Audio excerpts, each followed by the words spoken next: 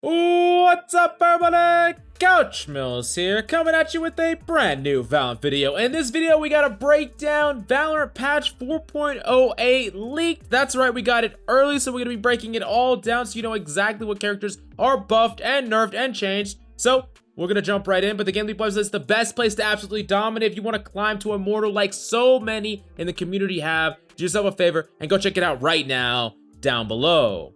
Now, keep in mind, this got leaked on Reddit specifically from freaking Valorant Taiwan. So while the translator is like 90% correct, there are a few things that are kind of hard to translate, hard to understand. So forgive me for summarizing, and some things might be a little off. But let's jump in.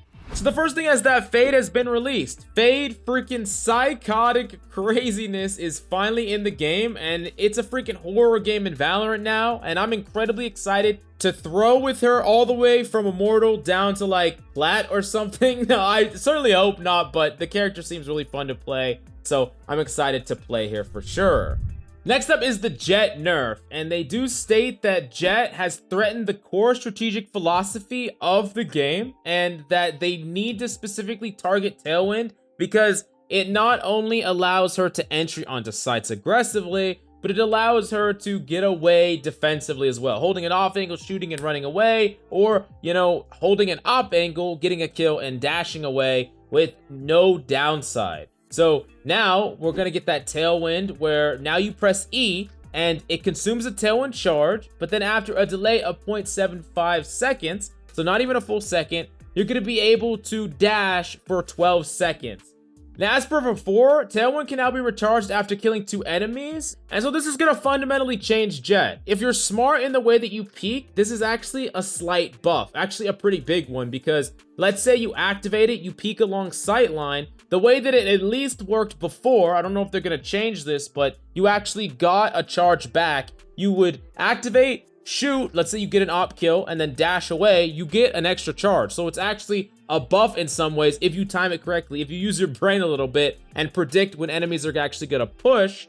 So it could be a buff, but also it's not a get out of jail free card. You have to put some forethought into it, and if you activate it and no one peeks you, you're just going to lose it. So definitely changes the character, makes her a lot easier to be aggressive with rather than defensive with, but I still think that she's going to be a pretty strong duelist, and especially after my initial remarks to the character, given some time to think about it, I think that this is going to be a really good change overall for the character and the meta of the game, allowing the developers to really change the balancing of other characters because Jett's power level was kind of holding back a lot of what needed to happen with other characters and other balance and things like that. As an example, they didn't want to nerf Sova because if they did, Jett would go unchecked. But now that Jett is freaking nerfed, they feel like they can nerf Sova. We'll talk about that more in a second. The next character that we got to talk about is Neon. Neon actually did get some small changes. So first off, she can't start glide when equipment is delayed. So they found that the friction was a bit too much for Neon to slide into battle, especially since the speed limit made the input commands ineffective. Hopefully these changes will allow her to slide more naturally into combat. Now the translation is a little bit strange here, but what it seems to say is that now she can actually slide regardless of how fast she's going. You don't have to build up to that certain level of momentum before you slide. You can actually walk in one direction and then slide. But it also says you can't start glide when equipment is delayed. I'm wondering if that means when she is being slowed or something, you just can't glide, period. And then when you are like, you know, let's say you're walking forward and you get shot, you can actually still slide and it's still fine. That makes the character so much better because there's nothing more frustrating than getting ready to slide, getting slowed too much, and then not being able to. Now, next up is the electric wall no longer damages you or your allies, which is very interesting. Now that just allows it to be better. I mean, doing less damage to your teammates, it makes more sense. It's very weird how you could damage your allies and yourself. So the fact that this has changed, I think is a really good quality of life change for her and is actually pretty good. And really with these changes, Neon is just going to be better. It seems like she's going to be better unless I'm missing something huge in the translation. This is really good, and especially when we just saw Optic not only win, but play Neon quite a bit. I think this is a really good sign for Neon. Maybe she's going to be a more appealing duelist prospect going forward, not just for ranked, but for pro play as well. So we'll have to wait and see. Next up, we do gotta talk about Sova, or Sufa is what it's called in the freaking article. And they say for a long time, whether it's high-end competitive battles or professional events, he's been seen. And while his fighting ability isn't as dazzling as Jet, his role in multi-lane teams is almost unparalleled. So they want to reduce the space that Night Owl drone can control and provide more opportunities for opponents to counteract.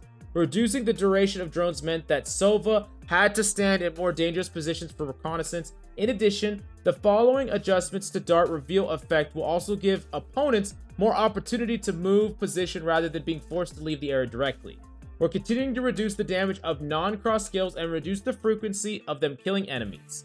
So first off, the night drone, duration reduced from 10 to 7 seconds, health reduced from 125 to 100. This is actually really good for something like a Marshall, right? A Marshall will kill it now. Dart reveal effect, number of revealed signals reduced from 3 to 2. First revealed signal initial delay increased from 1.2 seconds to 1.6 seconds. The delay between the first and second reveal signal is still 1.2 seconds. So that's overall a pretty big change to the drone, and you're gonna have to push up a lot closer to the choke before you're comfortable popping this drone out and getting information, or you're gonna be too far away to do anything for your team. Next up is the shock arrow. Maximum damage output reduced from 90 to 75, but the outer ring damage has also been adjusted based on the new max damage. New animation mod, updated VFX. So what I've seen people try this out when they were trying it on the public beta is that it actually does more consistent damage. Like the fall off isn't as brutal, but the overall max damage is less. So you don't have to hit people as direct to still get close to 75 damage. So instead of getting it like right on them did 90 and getting it a little bit away did like 45, now it's gonna be like right on them does 75 and a little bit away from them does like 60. So it's pretty close, and in some cases it's going to be better. So while it definitely nerfs that like shock arrow double lineup, it freaking buffs just general use, or maybe not buffs because your max damage isn't as much, but it makes it more reliable. At least that's what it looked like from what I've seen. We'll have to wait and see when it goes live. Now, there was also the changes to something that prevented people from, doing the lineups that they actually learned about. But we're releasing another video about why that might not go live, but you got to make sure to smash some like, subscribe so you don't miss out on that one. Now, one thing that you get as a quality of life is the number of attacks remaining when you're equipped with Jet's ultimate or Raze's ultimate or Sova's Hunter's Fury. So this is nice, I think, for like Jet's knives, because sometimes it's hard to know at a glance how many you have. At least it's for me. Maybe it's just because I'm dumb or something, but it's nice to just have a number. I think it'd be helpful. Next up is competitive mode changes. So the competitive rating increases and decreases for various 5-row team compositions have been increased. All team members are in Iron to Diamond 2. If the general team conditions are met, the RR increase or decrease would not be deducted. If any team does not meet the general team conditions, the RR increase or decrease of the whole team will be deducted by 25%.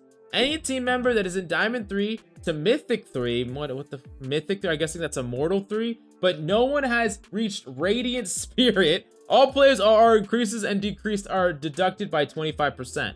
Any team member reaches Radiant, all players' RR increased and decreased are deducted by 75%. So you don't, get anything bad to happen to you in a 5-stack as far as RR reduction if everyone's between Iron and Diamond 2. That's a pretty freaking far range.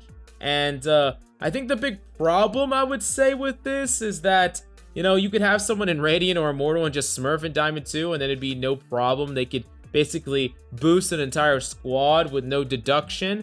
I mean, it's hard to deal with that anyways. I mean, there's nothing you could do, but I think this does deal with potentially people trying to boost a Immortal account to Radiant or a Radiant account to rank 1, which I think they're more worried about, honestly. So it makes sense in that regard. Anyways, let's talk about some of the things that are missing. There's no Phoenix buff. There's no Cypher buff. What the hell, man? I know a lot of people have been wanting these characters to be touched, and they are simply left forever alone. Just sad and lonely, like your boy stuck in Bulgaria. No, I'm just kidding. I'm fine. But anyways, let me know what characters you want to see next. What do you think about the changes and why? Let me know down below. The GameLeap website's the best place to absolutely pop off and dominate with in-depth tips, tricks, guides, and so much more. Do yourself a favor and go check it out right now down below.